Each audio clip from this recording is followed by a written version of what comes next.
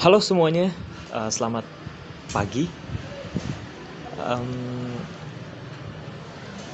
Topik pembahasan pada hari ini saya akan coba untuk membahas tentang penyusunan surat gugatan, baik gugatan cerai ataupun permohonan cerai talak. Nah, sebelum kita bahas tentang itu, mari kita bahas tentang apa sih yang dimaksud dengan perkawinan gitu ya.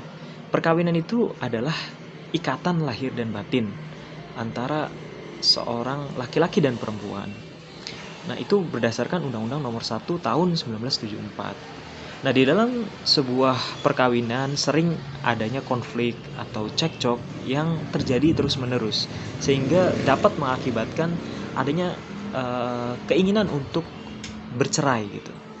Nah, ketika keinginan untuk bercerai itu muncul, maka hal yang harus dilakukan salah satunya adalah eh, ya mengajukan di pengadilan, karena sebuah perceraian itu hanya boleh dilakukan di hadapan pengadilan.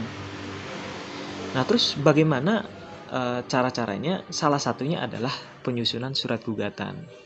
Nah, banyak orang yang yang eh, tidak bisa mengajukan gugatan cerai atau permohonan cerai talak di pengadilan dikarenakan mereka awam tentang hukum atau mereka tidak tahu tentang bagaimana proses beracara di pengadilan. Misalnya saja di dalam bagaimana mengurus tentang surat gugatan gugatan harta gono gini, gugatan hak asuh anak dan lain sebagainya.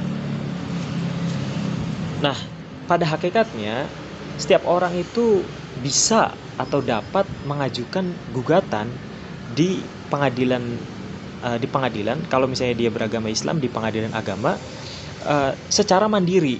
Jadi tidak harus didampingi oleh pengacara.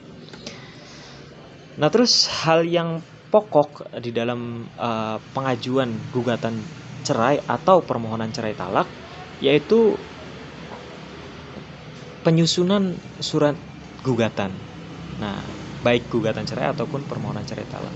Nah, di dalam penyusunan surat gugatan ini ada 3 hal yang pokok untuk dipahami. Yang pertama adalah identitas para pihak, identitas suami dan identitas istri. Itu yang harus dipahami tentang nama, tempat tanggal lahir, agama dan lain sebagainya. Itu harus diisi secara benar, karena bisa saja misalnya tempat tanggal lahirnya salah atau alamatnya salah, itu bisa jadi cacat formil nantinya. Nah, yang kedua yang harus diperhatikan adalah posita atau runtutan kejadian atau fakta hukum atau fakta kejadian yang terjadi sehingga mengakibatkan adanya keinginan untuk bercerai atau sehingga mengakibatkan adanya alasan perceraian yang diatur di dalam undang-undang. Nah, alasan perceraian itu harus dibuktikan di dalam posita tentang runtutan fakta hukumnya disertai dengan bukti yang ada gitu atau saksi yang ada untuk membuktikan itu. Itu yang kedua tentang fakta hukum atau posita. Yang ketiga adalah petitum. Nah, petitum ini adalah hal-hal yang dituntut dari posita. Nah, yang kita tadi udah susun. Jadi petitum ini didasarkan dari posita yang kita sudah susun barusan, susun di atasnya.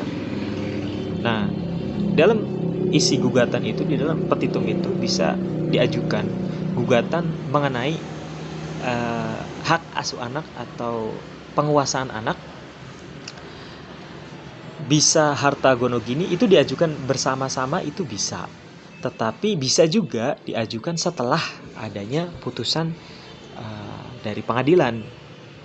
Nah, tentunya surat gugatan ini sangat penting untuk dipahami, karena jika surat gugatan ini tidak dapat dibuktikan ataupun positanya tidak dapat dibuktikan, maka bisa saja itu tidak dikabulkan oleh hakim, karena mungkin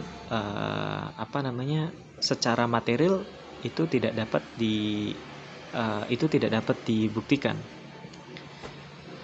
Nah, itu saja yang bisa saya share mengenai tentang penyusunan surat gugatan cerai ataupun permohonan cerai talak. Thanks for watching.